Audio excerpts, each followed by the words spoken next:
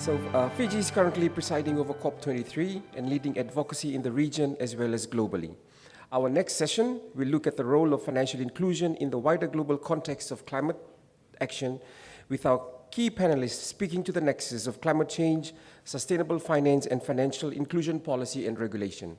I would like to invite our moderator, Dr. Alfred Hannig, Executive Director of the Alliance for Financial Inclusion, and our panelists, Dr. Forau, Deputy Governor, Central Bank of Solomon Islands, Ms. Lorraine Seeto, Chief Manager, Governor's Office, Reserve Bank of Fiji, and Mr. Nafitalai Cakacaka, General Manager, Business Risk Services, Fiji Development Bank, to the stage. Can we please welcome them with a round of applause?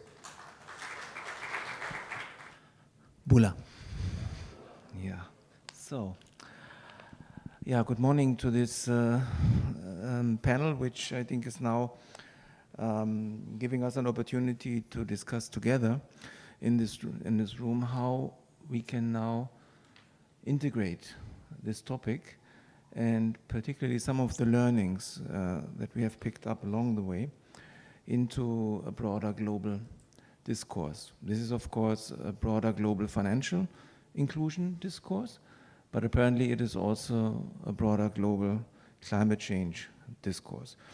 And I think we have a reason, apparently, why we are here. Maybe because we have observed that the international exchange around these issues maybe has not taken full account of the role of financial regulators and policymakers in this sphere, especially when it comes to the people who have an issue with access to finance, where we see issues with usage, and also in terms of quality of financial services. So the whole agenda that we are trying to cover within the financial inclusion space where we work, we feel that the global discourse has not picked up sufficiently this connection with the climate change agenda. And I think today we would like to identify a few avenues how we can bring this up and how we can leverage what we know and what our ambitions are into this broader context.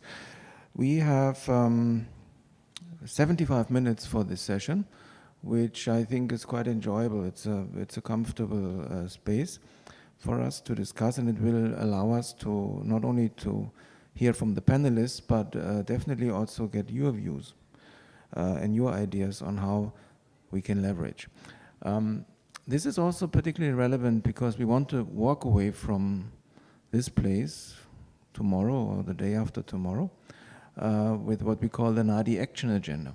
The NADI Action Agenda is supposed to be a commitment by the AFI members, which I suppose is going to be discussed in the session after this. I think we would also look through the various suggestions that are coming out during this session and see what we can also put into this NADI Action Agenda. So I think we all have a role here to beef up our messages and also think about our roles when it comes to global discussion and global advocacy. Now, I would like to kick off this discussion with the lady first. Lorraine Seeto, I think, who we know for quite some time.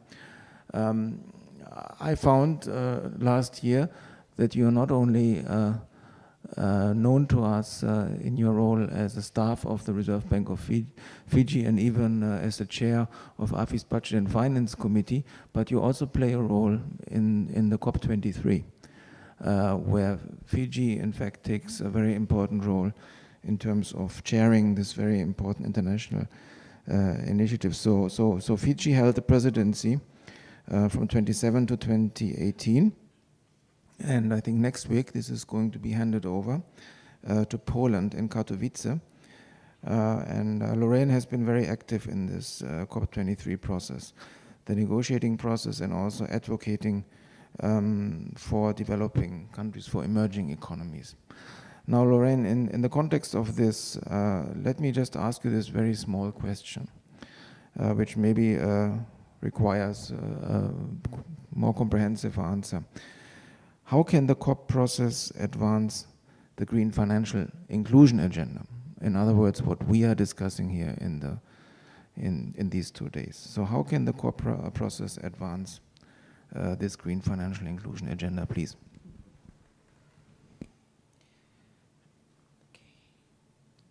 Okay, thank you, Alfred. I think the COP process, there's the internal process, there's the formal process, and there's also the informal process. So in terms of the COP process that I'm familiar with, we hold the presidency of the COP23. So we have influences over the agenda, the issues to discuss, what issues are going to be pushed forward. So you have a lot of influence over that. But from the outset, from the presidency of the COP23, our Prime Minister has recognized the importance of securing adequate and predictable climate finance, in particular for adaptation and ensuring that it is accessible to the most vulnerable. So I think what we've done and included in the COP23 President's vision has been a consistent area that the presidency has advocated, and through the climate change negotiations and its wider engagement with the international community. So I think when you look at the COP process, it's only one process, but it's a lot of process coming towards COP. So we have this forum, we have the AFI.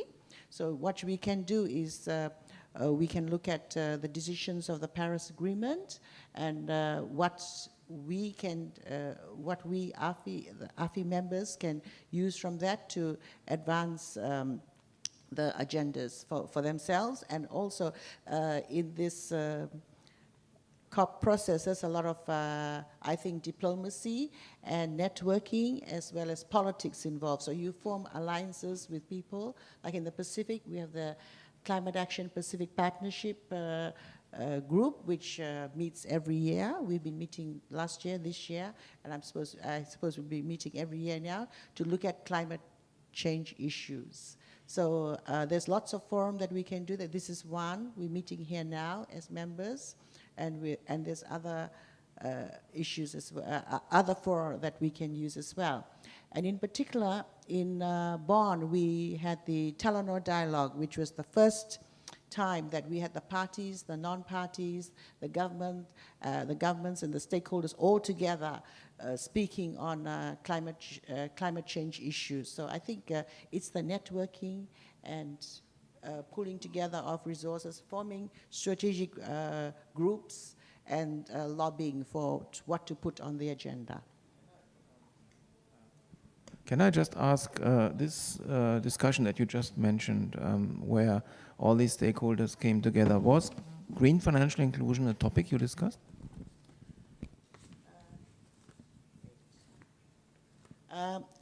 It was the first time we had that in Bonn last year. It wasn't specifically mentioned, but I think on the side meetings, when you have side meetings, issues like this came up with our Prime Minister.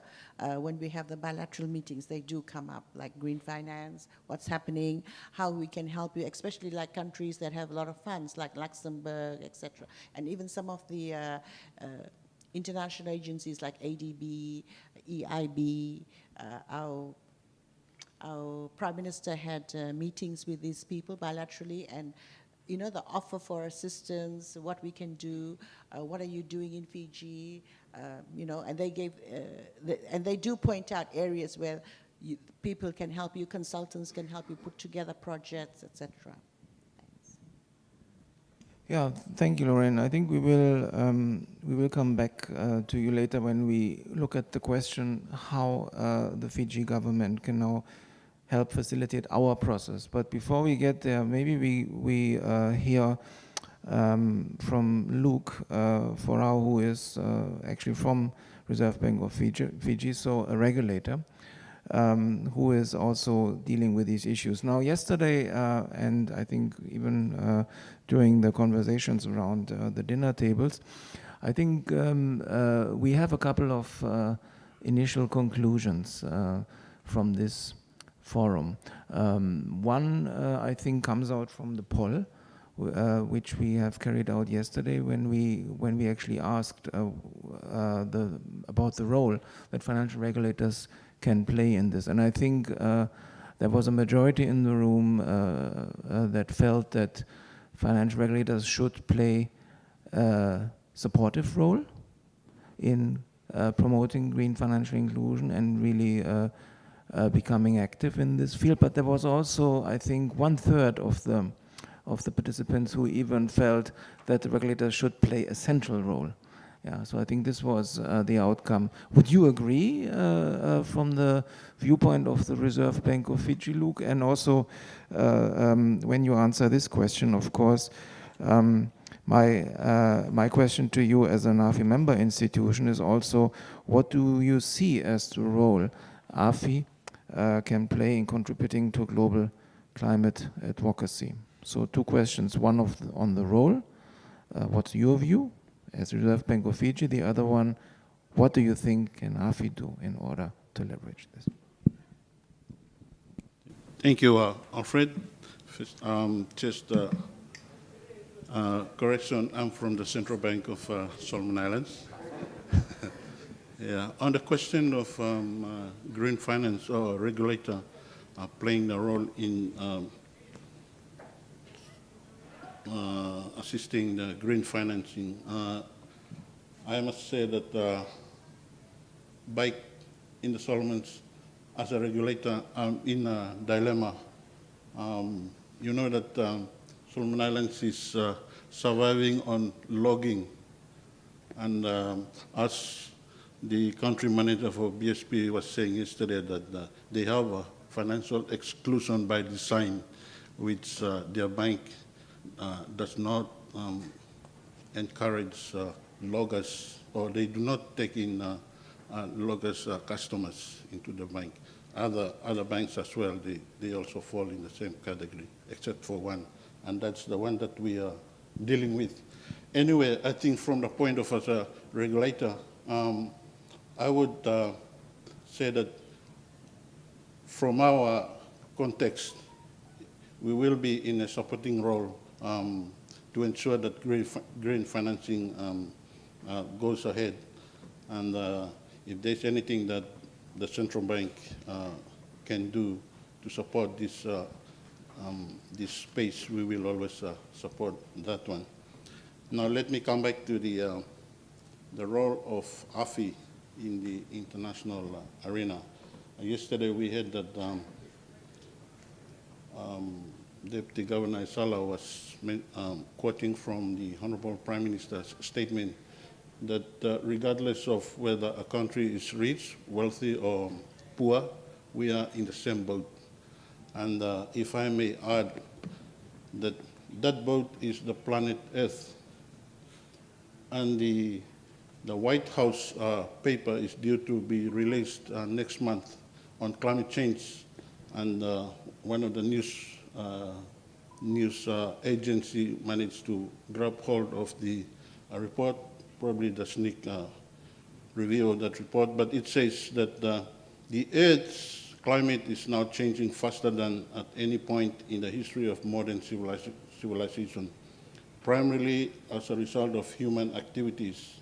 The assumption that current and future climate conditions will resemble the recent past is no longer valid.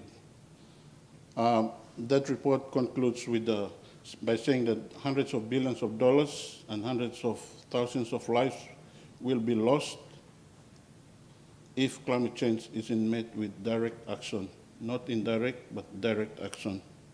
And the crisis will continue on, and those losses will occur year after year. Now, if I can put or just bring us back to AFI's role, I want us to look at the AFI's vision and mission.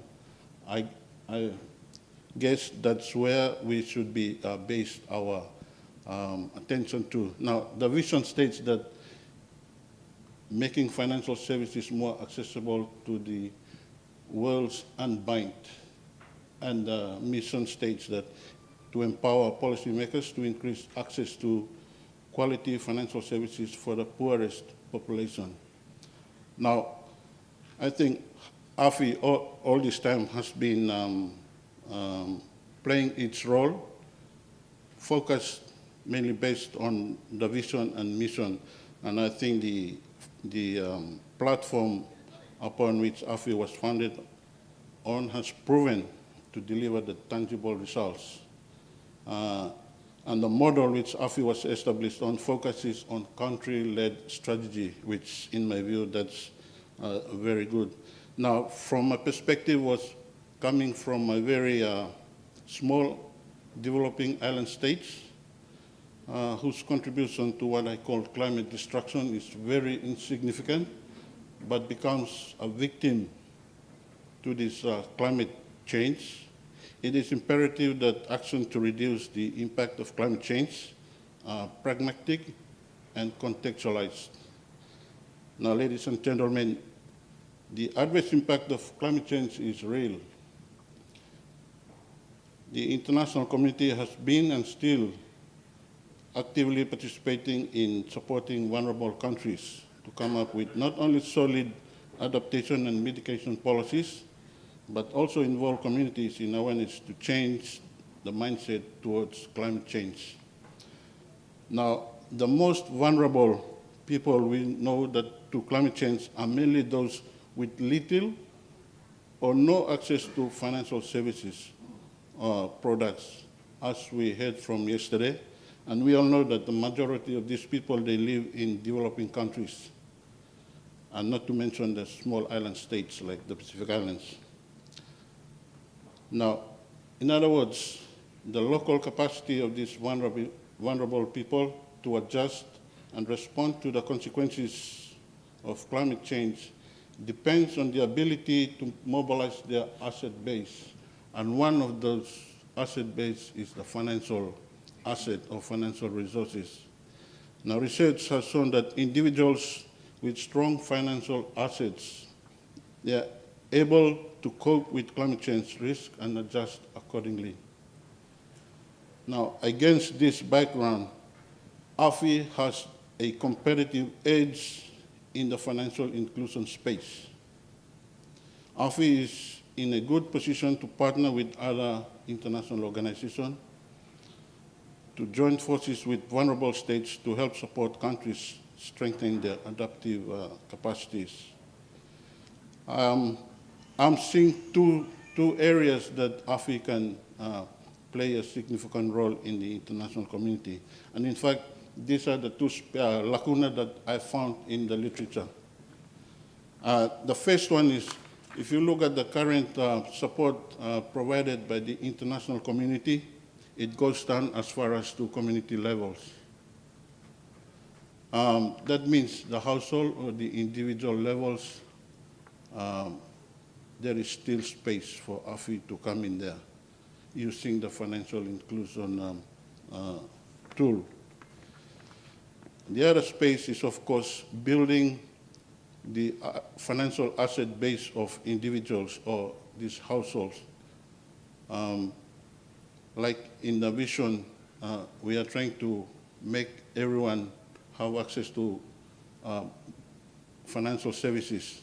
And if these people that do not have financial assets, if they can have financial assets in place, then I'm sure the resilience that we were talking about yesterday, that can build both before and aftermath. Thank you. Yeah, thank you very much, Luca, and sorry for confusing you for a moment. I can, in order to save myself, I can tell you a small story perhaps why that happened. You know, when we started AFI, our main funder, in fact, said to me, a measure of success is the moment that when you as an individual no longer have oversight of the network. And that apparently seems to happen now, and I might even sometimes confuse some of our colleagues, so sorry for that. Now, you have, I think, given us very insightful suggestions, which I think go very deep to the core, because you are actually looking at the mission and vision of AFI and coming up with ideas, if I understand you correctly, to further fine-tune what we are doing. In fact, this is a discussion which I think has to go further than in this round, because it's actually a question or a proposal which is addressed to all members. But I have taken note, and we will certainly discuss this further. I think it's very useful. But taking the gist of what you are saying, namely how we can mitigate, when you mention the household level, the financial asset base of households, and when you talk about the imperative to mitigate, of course, now it's maybe interesting then to hear from an organization which in fact is supposed to take a role in this space. And in this sense, I would like to invite Nafitalai Cakacaka, who represents the Fiji Development Bank. And when we had breakfast, I asked my colleague Eliki here about your background, and I have understood that you are a financial inclusion pioneer in this country for many years, apparently for around 10 years, if I'm not mistaken. So I think we have a very good speaker here with us who can help us out with his insights. Now, Nafi, you wear two hats on this panel. One as a representative from the National Development Bank, and the other as a national designated authority for the Green Climate Fund, the GCF. In other words, you have apparently made it. You have been accredited, right? And I understand it's a very cumbersome process to have this status. So you must have done a lot of hard work to be recognized by this institution. And we have also learned, of course, that the finance flows from these organizations come with a lot of bureaucratic hurdles in terms not only of the accreditation, but also meeting the fund disbursements requirements. Now, when I ask you now to wear your National Development Bank hat for a moment, what have been some of the barriers in access to international climate finance, and how might financial regulators actually help in removing barriers? Yeah, so these are two aspects of the question. Thank you. I think, as we've heard yesterday, it's quite a difficult subject to merge the financial inclusion idea and climate change. So it's taken a lot of time trying to think about these two subjects and bringing them together into one perspective. But in terms of accessing global funding, it has not been an easy task, and especially because of the standards and the compliance requirement of these institutions. And it requires a lot of capacity building on our side. So that were the major challenges that we face in terms of accessing funding. Yeah? As you understand, as a development bank, we operate on a domestic market, looking after the rural and agriculture sector. So we're quite small in terms of operation, but to access large funding sources from overseas, it requires a lot of work in terms of uplifting our standards and institutional strengthening and capacity building. So it has been a challenge until now. Fortunately, we have a lot of development partners around who come on board and help us out in terms of policy design, policy development, and implementation. So we have the UNDP, the WRI, the UNEP, and all sorts of institutions that come on board, even the ADB and the World Bank. So these are the sources of knowledge and sources of skills that we tap on in terms of trying to organize ourselves and structure ourselves so that we can be in a position recognized by global funding like the GCF to deploy members' fund that has been pledged through the fund. So it has been quite a cumbersome journey. It has taken us about 3 years. We've sort of done it on our own, and I understand ADB did it with $1 million within 8 months or something to get accredited. So those are the type of costs that we incur when we try and access this funding. And as I've said, the standards and the compliance and all that, those are the ones those are the issues that we have major challenge in trying to organize ourselves to become accredited. So far we are now being approved, and we've signed we are now on the third stage by signing the AMA, the legal documents, and we are ready to identify projects and so forth, and submit the proposal for funding. Now that again is another difficult task, identifying projects that are green, nature, climate change related in the country. So for 10 million USD, what sort of project qualify for that? And in addition to that, the GCF requires a total, a paradigm shift. I think you wanted to show a slide on this. You can actually, it's the second slide, no? You want to Yeah. I've got a few slides to present just to back up the presentation. But again, as I've said, there's a lot of requirement for GCF in terms of getting accreditation.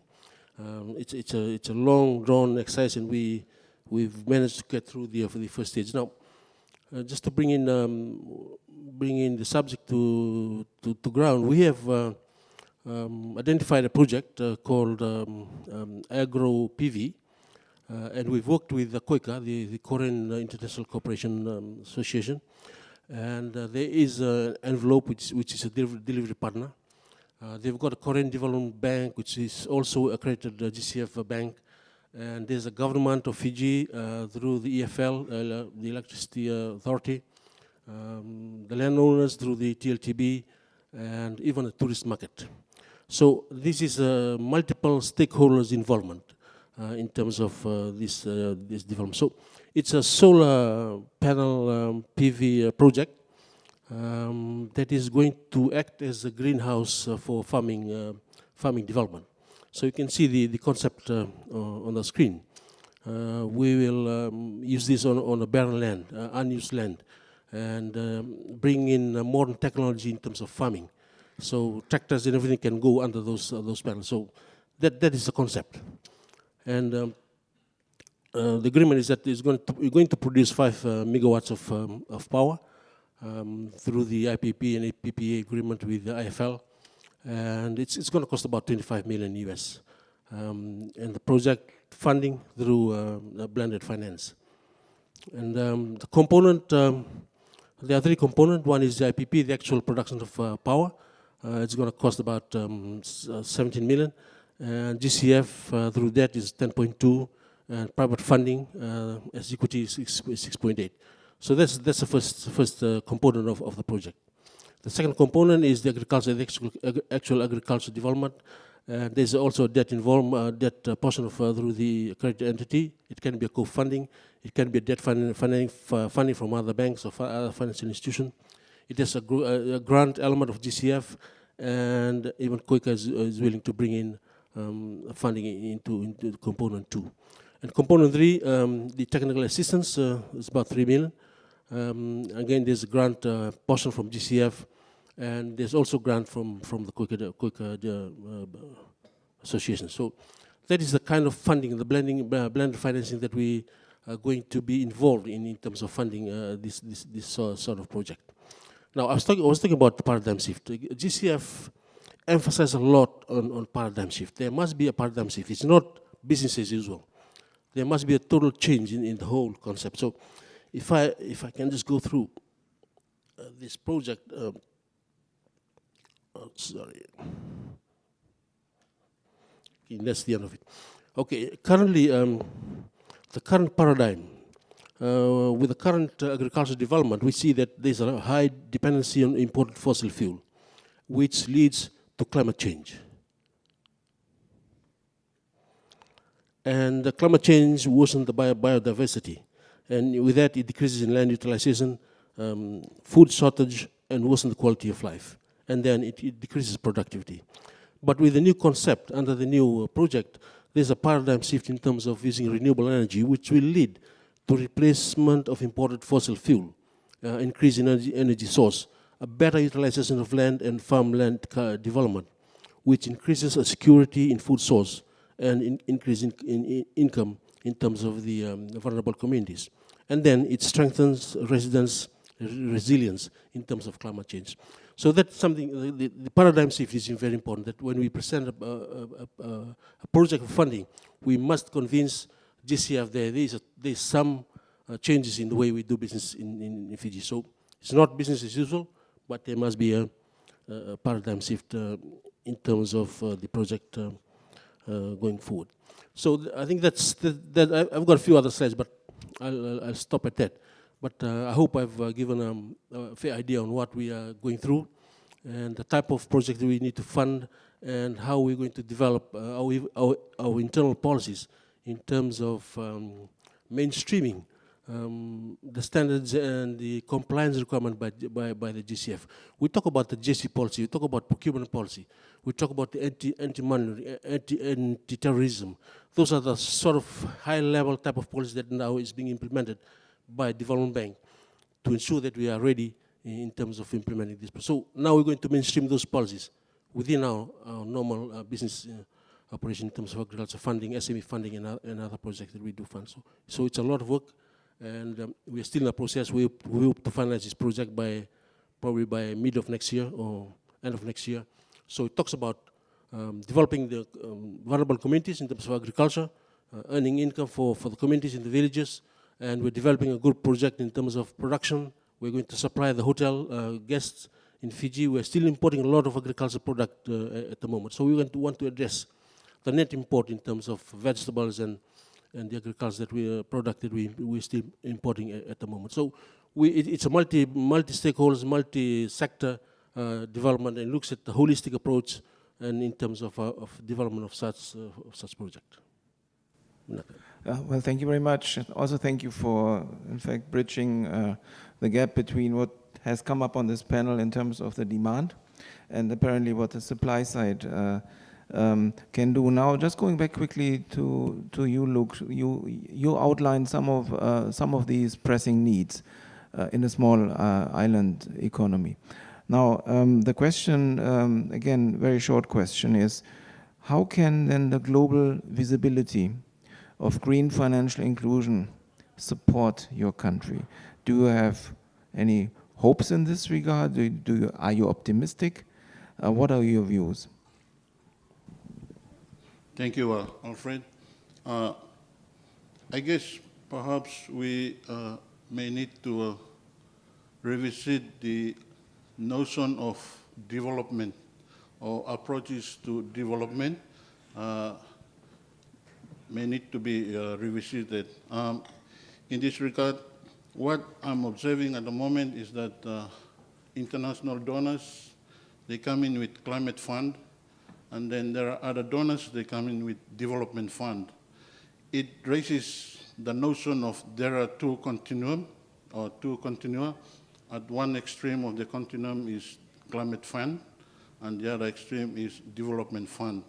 So in a way, they are doing the same job, but it gives a kind of a distinction between these two.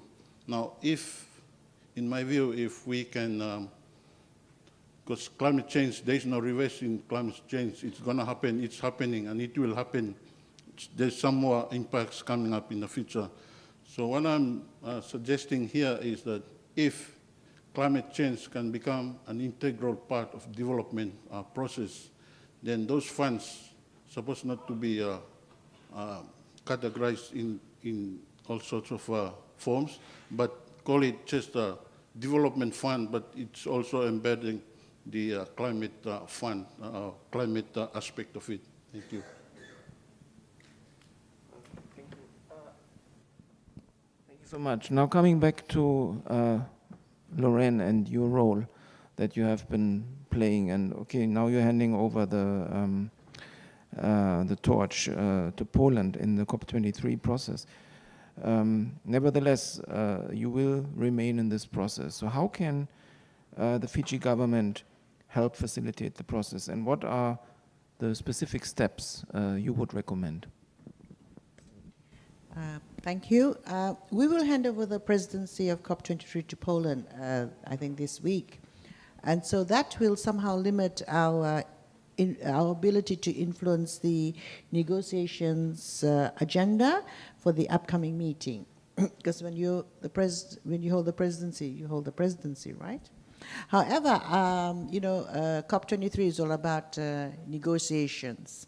So you have negotiations for different specific topics, and this is where our finance negotiators will play a very important role, especially not only for Fiji, but working for the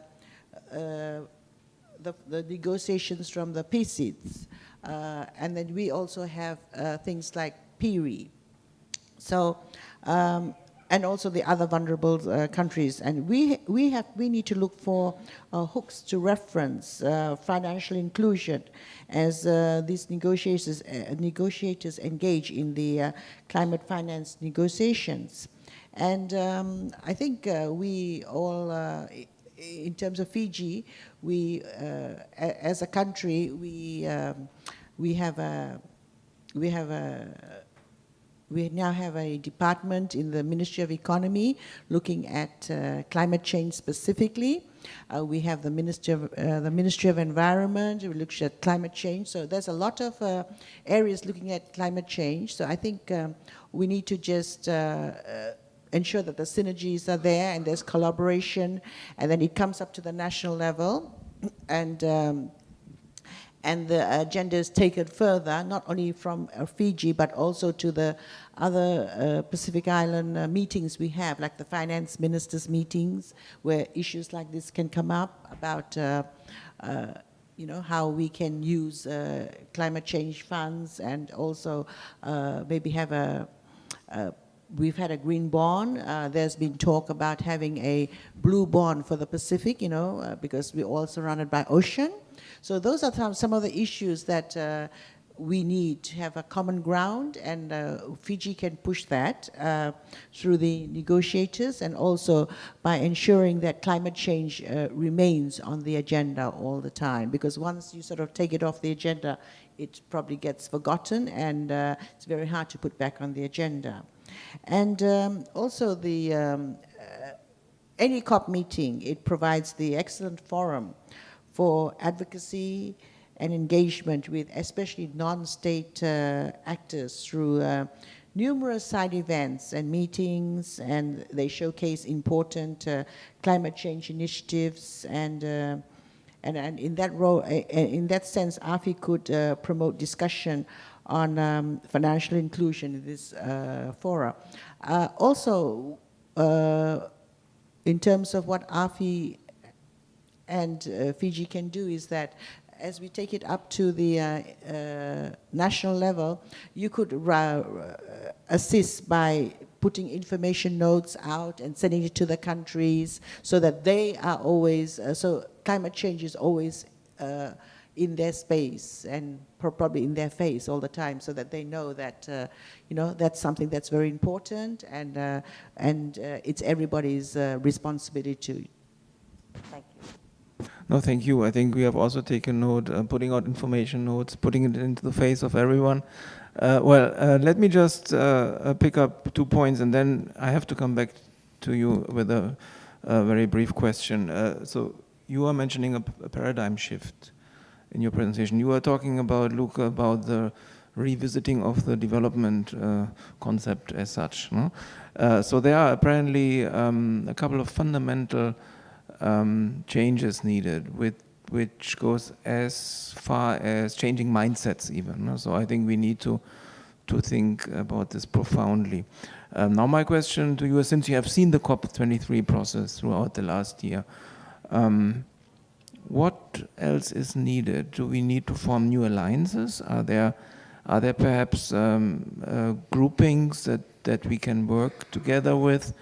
I mean, we are aware that, for example, in the AFI network, we see a group of small island economies that comes around the table, which reaches from Bahamas through Maldives, Seychelles, and then PIRI, which is the Pacific Island Regional Initiative.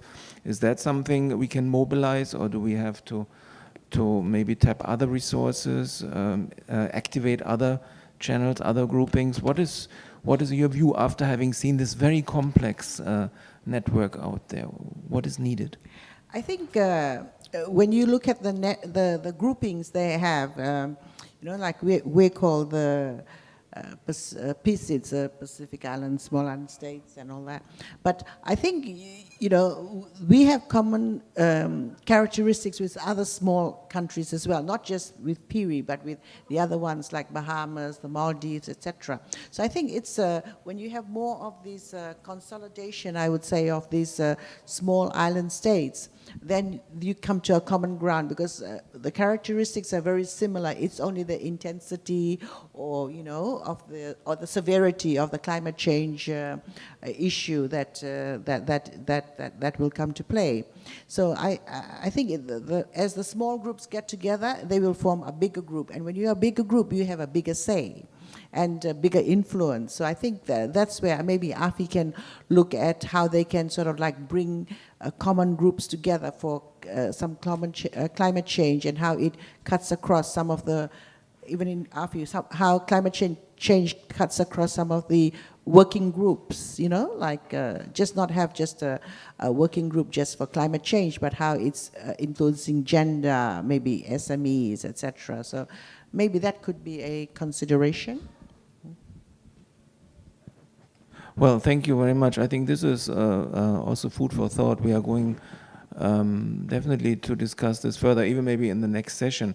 Now, I think it's a good point in time to open this up to the audience, and of course, I can invite everyone to ask questions to the panelists. However, maybe you can ask a question, but those ones who ask a question, maybe you can also address the same questions that we have gone through here on the panel, which is basically around how can we bring this issue of green financial inclusion agenda, how can we bring it into the global discourse on financial inclusion? Perhaps, I think there AFIC definitely can play a role, because there we are kind of in the lead, so we can do it.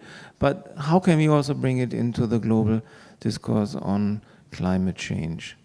I think that's an open discussion and maybe even a brainstorming. So please feel free to interact with us here. And as you know, as we know from school, there is never a stupid question. No? Maximum is a stupid answer, but maybe not a stupid question. So feel free to ask and to add to the discussion. So the floor is open. I have one. Yes, two. Okay, Madam, could you identify yourself? Thank you. I'm Zinta Zemmers from Mercy Corps. Just to suggest that one area of climate discussions that's very contentious and needs the input of your constituents and your expertise is the area of loss and damage. It's Article 8 in the Paris Agreement, and it's discussed in something called the Warsaw International Mechanism, which is up for renewal in the next COP. So this is going to be a very hot topic in the next year. And one of the areas that a lot of least developed country negotiators, potentially with AOSIS and the African group of negotiators, will be pushing is increased finance for loss and damage from climate change. And then the question is, A, how do we get that finance? And B, how does it reach the most vulnerable? So these questions that you've been discussing would be very pertinent and relevant. And I recommend, happy to provide more details, but that you engage and produce some of the results that you've studied and give that to the Secretariat, to the UNFCCC Secretariat, but also to the negotiators. So those members from your own countries that are then at COP, because they can bring some of that forward in the negotiations and suggest, you know, some of the mechanisms that you're looking at, such as increased savings and credit and changes in insurance. Well, thank you very much. So we can get in touch with you for further details. Thank you so much. So the team has taken note of this. I think there was a gentleman at the same table, right? So, sir, you are? Just one suggestion for my friend from the Central Bank of Solomon Islands. When I did say yesterday about financial exclusion by design, obviously I gave thought to the issue that we have in Solomon Islands.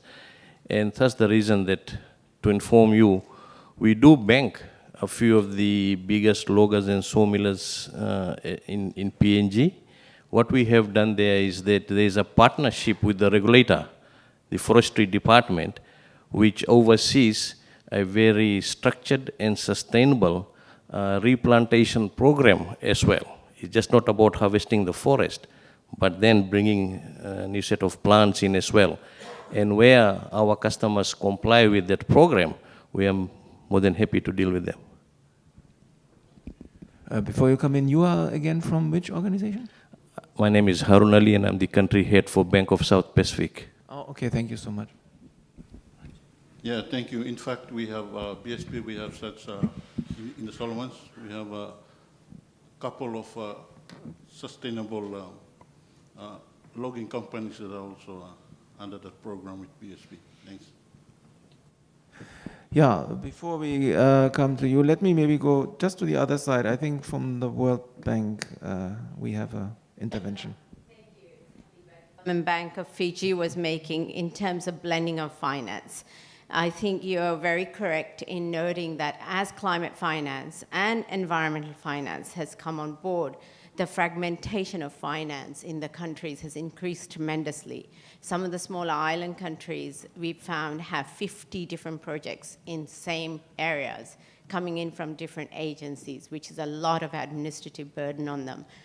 What I don't see is the role of the central banks in those conversations. So I was wondering whether you have explored the idea of perhaps the central bank becoming the designated national authorities for GCF, or at least a GEF as well as GCF.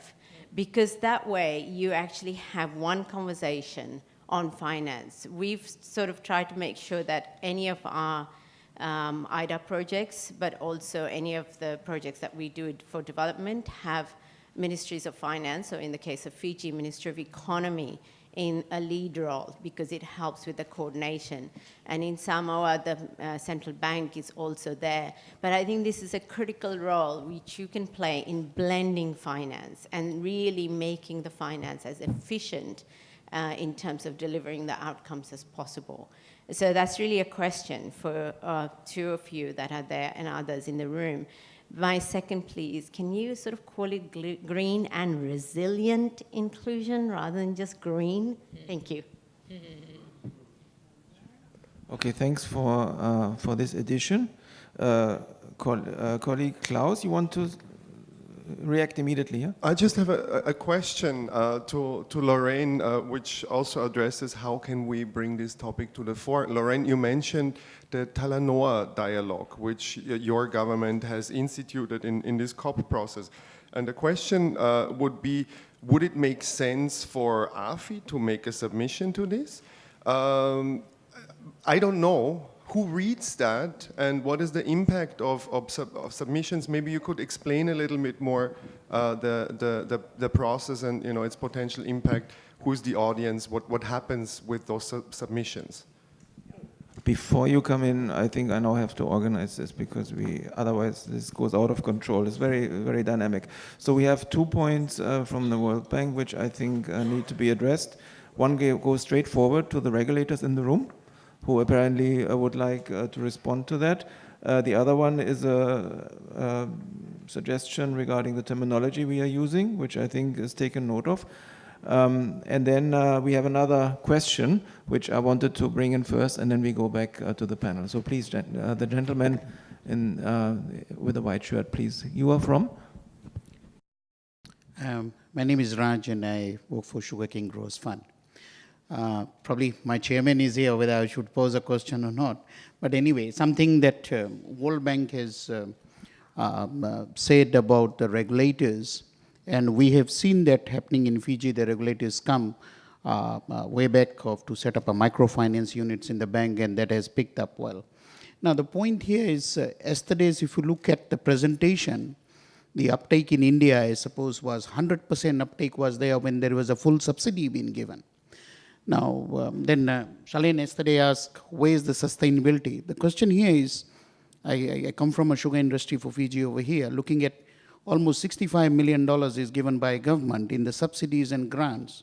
which also goes in farm upgrades, the drainage, and all those things as part of a climate change. It should come to a progressive level where it should be a combination of grants and loans.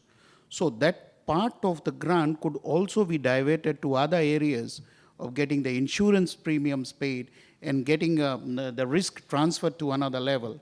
So that is something that the framework could be done at a national level. That's the only comment that I wanted to make.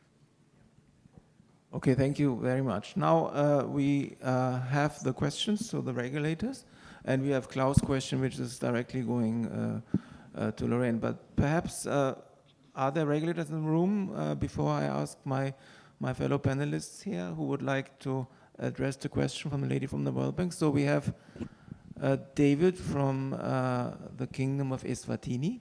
Yes. Thank you. Good morning. Mine will be a comment to say, on the part of the SMEs, I believe as much as we can look at the issues of climate change more on the mitigation, but we can have an avenue whereby most of the technologies that are being promoted for climate change, they have a potential to also enhance productivity. In that way, it makes them more profitable. If I can make an example, the use of solar for irrigation, it reduces the cost of power. I believe we have to do more effort in terms of promoting those technologies as a means to reduce the cost of production. And in that way, then it will also help in mitigating the effects of climate change. And also to emphasize on the point made by the previous speaker, to say as much as there is a grant element within these facilities, how to ensure that we incorporate issues of sustainability and ensure that we don't crowd out the mainstream financial system within the process. Thank you. Again, regulators, Nangi from Bank of Tanzania, please, to address this question from the lady from the World Bank. Should central banks play a role as an interlocutor between global finance mechanisms and the domestic actors? Thank you, Alfred. For Tanzania, we haven't come yet on that topic, but the way I see it is the ministry and the central bank need to work together in a coordinated manner, but everyone has a role to play. When you come to promotion, it's a ministry which plays the role to promote. But the central bank still is a regulator, must play its role. The only thing that a regulator will do is to be flexible in its regulation. It should come up with regulations that encourage the development of the product that will help the green financing. That's what I think the regulator should do that. But on the other side, the ministry will play the role of promotion. Thank you, Habiba, for that question. I think it's something that we have not thought of central banks, being the conduit between the donor funds and that. I think over the last 10 years, central bank's role has evolved, and we're doing a lot of non-traditional central banking, non-core central banking. The reality is this: if the private sector is able to handle that part, then the central bank should be away.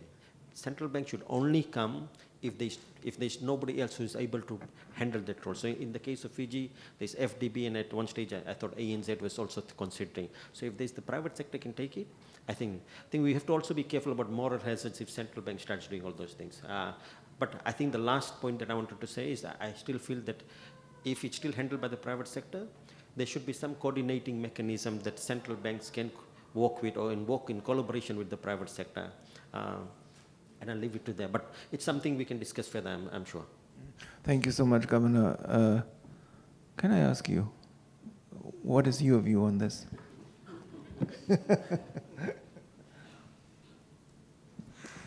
Well, I think the NDA was with the Ministry of Foreign Affairs before it came through to the Ministry of Economy. The suggestion is to take it up with the central bank. I think it's an idea that we need to talk about and see whether it's better off with the central bank or with the Ministry of Economy.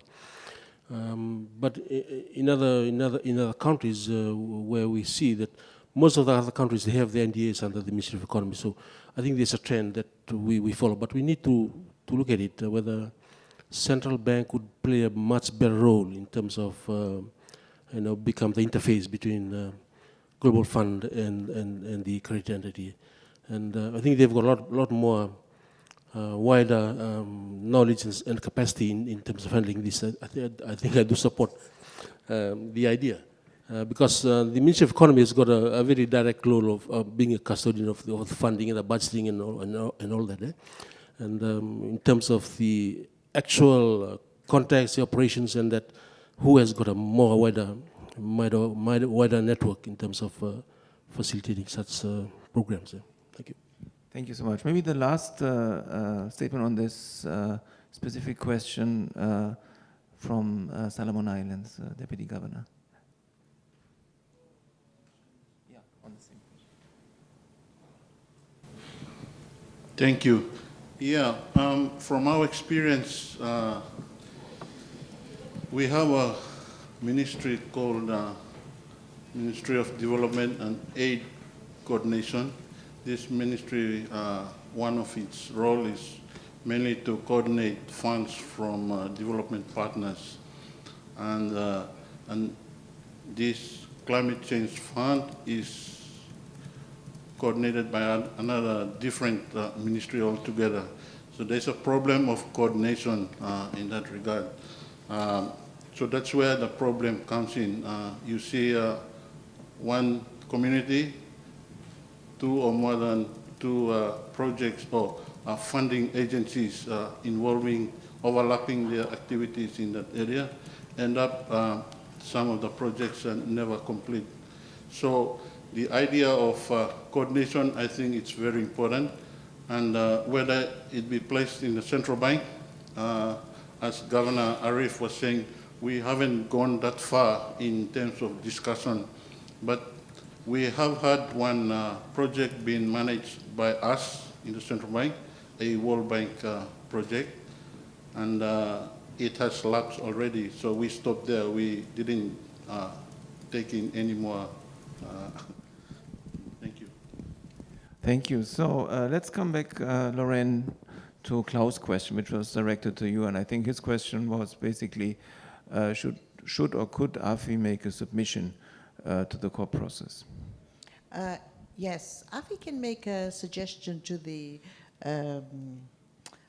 on climate change issues to the for the COP process, but it needs a lot of socialization. You know, like COP means the Conference of Parties, so everybody has to agree on the theme that it's important before it moves forward. So what you would need is you would need to highlight this, and then you need to be building the process of building support for this topic, and then because this will be a new theme for COP, and then this kind of socialization and dialogue and discussion takes time to get it on the agenda. But I think initially, if as Alfred has said, if you have the notes going out and posting things on your website and bringing these issues to the attention of the, your members, and also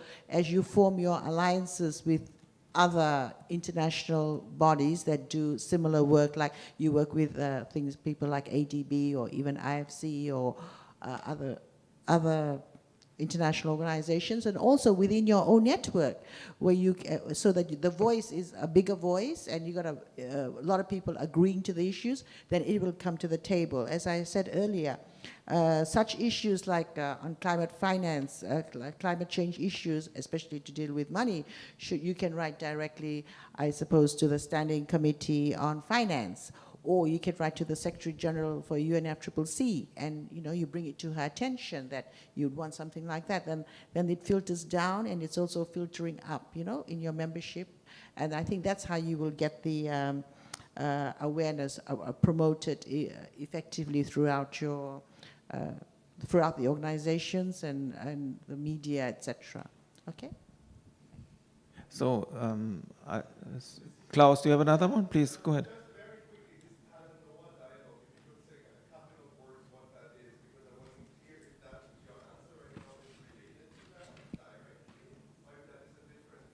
Okay, the Talanoa dialogue was formed in the 2017 COP, COP23, and it is continuing over to 2018. The Polish want it on the agenda. So what they did was they had all the parties, the non-parties, and all the stakeholders together, and it was like a free-for-all session. So that is actually one good session where you can get people to come and talk about some climate change issues, and they do follow up on the. I think this year they will follow up on what happened last year, and it depends who's going on to COP25, whether they want it on the agenda or not. But I know we noticed that the Polish wanted it continued for 2018. Yeah, thank you very much. I think this is quite concrete and a good beginning. And I suppose, Iliki, when we go to the next session discussing the NADI action agenda, perhaps these are points which are worthwhile to be taken up and to discuss. Before we continue on the panel, are there any other suggestions, reflections from the group here in the room you would like to add to this conversation? Then please raise your hand. Yes, please, sir. One comment that I wanted to make on Nafi's identification of projects for green finance. I know that he highlighted one of the projects. One of the things that in Fiji, and I think this is very, very important also from us, from the point of view of a small island nation and the amount of money that we spend on fossil fuel. Fiji spends close to 30-35% on imported fuel, yet we have abundance of sunshine, and we don't see too many solar panels around the country. I know EFL, Energy Fiji Limited, is the sole provider of energy in the country. Is there opportunity for us to, for various ministries to align climate change-related issues as well as, such as building codes, trying to promote solar energy, and then people selling power back to the grid, which would help reduce the energy bills for the country. So those sort of projects. So the green finance money that you're getting, can you give part funding for new homes to adopt solar powers and sell it back to the grid? Thank you. I think Nafi will be pleased to respond. But before you do that, let me just see whether there is another one in the room. If that's not the case, Nafi, the floor is yours. Yeah, thank you, Soland. I think what your question is, there are facilities available in terms of the PPA agreements. EFL is there to enter into agreement with the private sector if you want to set up such project in supplying power to the grid. As I've said, this facility through GCF, it must come with a paradigm shift. And again, we look at what is in the government's plan, the strategic plan, and also in terms of the priorities. Currently, the government is giving us a priority in terms of the transportation sector. So that is a big area of consumption in terms of fossil fuel. And we are embarking on also another project in bringing in the e-bus concept. I think the EDB has already given a memoir to government on how to stage the progress on electric buses, from Eurofuels to battery and then to electric bus. So that is the plan that government has. So through this program, we've taken the last stage in bringing into the electric bus concept. It's a big project. And again, it requires a lot of multi-stakeholders get together and negotiation on such a project. But again, coming back to your question, we have a home resilience program. We have got a project in water, in water and agriculture, and also all sectors. We've identified all these projects. We just need to find the developer, the partner who can come up with a concept note. And that is another because it requires pre-feasibility studies. It requires money. There are funds available. The readiness program fund that is available to institutions who can come on board and prepare this kind of project papers. So it's just a matter of advocacy. We just need to talk about it more and more and get people interested in bringing up a project proposal to be funded under this the funding project. Thank you. Well, thank you for this response. I just wanted to take opportunity and just maybe come back to one point which was mentioned yesterday by our colleague from Bank of Tanzania regarding the role of the financial inclusion strategy peer learning working group. I think it's a working group which in fact has like 40 countries as a member. And I think what you suggested yesterday is pretty relevant in terms of what we discussed just now, namely the transmission belt between the global and the domestic implementation. Yeah. So in other words, how do we get this coordination issue sorted? And I hear from this panel, but also from your question, last but not least from the World Bank's intervention, that this seems to be in many environments seems to be an issue, that the national coordination mechanism is perhaps, there's room for improvement, let me put it that way. Now, you have mentioned yesterday, Nangi, that the FISPLIC, which is the abbreviation for this group, could play a role in bringing this issue, green financial inclusion, into this work stream. What is your experience up to now, if I can ask you this question? Is it already an issue among these 30 plus countries in that group, or is it something you are now going to roll out? Can you just give us an update on this? Thank you, Alfred. I think it's just few countries with that issue. And members has that issues already in their minds, because since we have started talking on these conferences. So I think now we'll take it forward and make it as a point of discussion to start there so that we can know how to move forward with that.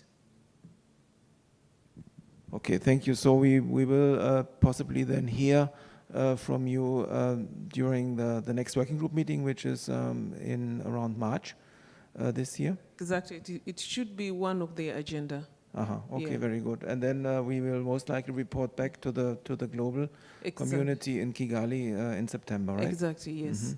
Mm-hmm. Okay, yeah. Very good. So these are all points we can take note of. I think we are coming towards the end of this session. Before I invite the panelists for their final statement regarding this topic, how the green financial inclusion topic can be elevated into the global discourse. Let me just see whether there's another intervention or suggestion from the room. If that's not the case, let me then maybe start with Luke with your final statement, please. Yeah, thank you. So, like I said, climate change is already happening, and it's going to stay for us until the end of time. And I also say that the space of financial inclusion is still there to go in line with the climate change. So, and I was also suggesting that perhaps the development approach that we are currently moving on should also embed climate change as part of an integral part, and financial inclusion will, of course, be the main driver in this place. Thank you. Thank you very much. Nafitalai? Thank you. I think in terms of funding, the cost and accessibility is still the issues that we find at the moment. So we need to talk about policies of how we can reduce cost and how we can make access easier for people, even vulnerable communities who do not generate money, who do not have money. So how do we extend such facility to these kind of communities? So policy developments will be centered around that access and cost effect. And in terms of what I was talking about in terms of capacity building, the GCF board wants to see the capacity building at the entity level. But in terms of our country like Fiji, small island countries, maybe a suggestion that we could ask this kind of institution to look at capacity at national level, because it makes a lot of difference. National level, in Fiji we've done a lot of projects, big projects, and we have ability to engage consultants, we have ability to access information, and at the national level we're much better placed. But if you look at the entity level, then it's really a big struggle. So, with a kind of recommendation or policy change, it makes things easier to access such kind of global funding. So, capacity at national level, not an entity level. I would probably recommend that if we can take it up from this forum. Thank you. Well, thank you very much. I think it's very aligned with some of the feedbacks that we also got throughout the discussion yesterday, where in fact the people in this room also expressed the desire for more capacity building in this space. So I think it's another point that we are definitely going to take on board. Now, Lorraine, the final statement from your side, and of course this is very aligned to the image that we used last night when we cut the birthday cake, and whose hand is on top. So I think your hand is on top. Okay, thank you. I think the COP process is just one process right at the top. So we need to start from the bottom, and that is back at home what we do, and we need to look at our regional alliances, and from the regional we go international, and then you go to the top to COP. As I mentioned, the new issues that come to the table, there needs to be a lot of information given out as to why it's important, why it needs to be on the agenda, and these issues take time. So I think if there's more people talking about these issues, about climate change, climate finance, and I think not only posing issues to the COP process, but coming up with actually some solutions, I think the issues will get taken very seriously. And like, for example, in Fiji, we have a story to tell, and whenever we go to the COP meetings, we take our young ambassadors who are there to talk about climate change, and we have a story to tell, we have a story to show, and we also now have a case study on Fiji. So I think the more you promote the issue, it stays in people's mind, and it's just there, and it just needs to be taken seriously, and we will always come out on the top. Well, that's very relieving, and I'm happy to hear that.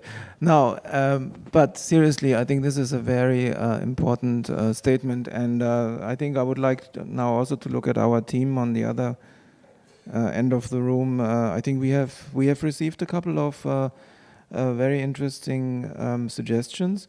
I think it ranges from issues such as increased capacity building, which is in fact needed on the national level, towards expression of interest to strengthen national coordination mechanisms to be better able to articulate what you actually want towards the global level, which I think is another important one. We have also seen the role of communication. I think you mentioned on the information notes, you just re-emphasized the point, Lorraine, on keeping these topics kind of keep the momentum in terms of disseminating information, repeating the message. So I think strengthening the communication on our side is certainly another issue. And then we have also talked about country groupings, I think, which are the groups that can maybe come together and articulate their specific needs. We talked about the small island economy grouping.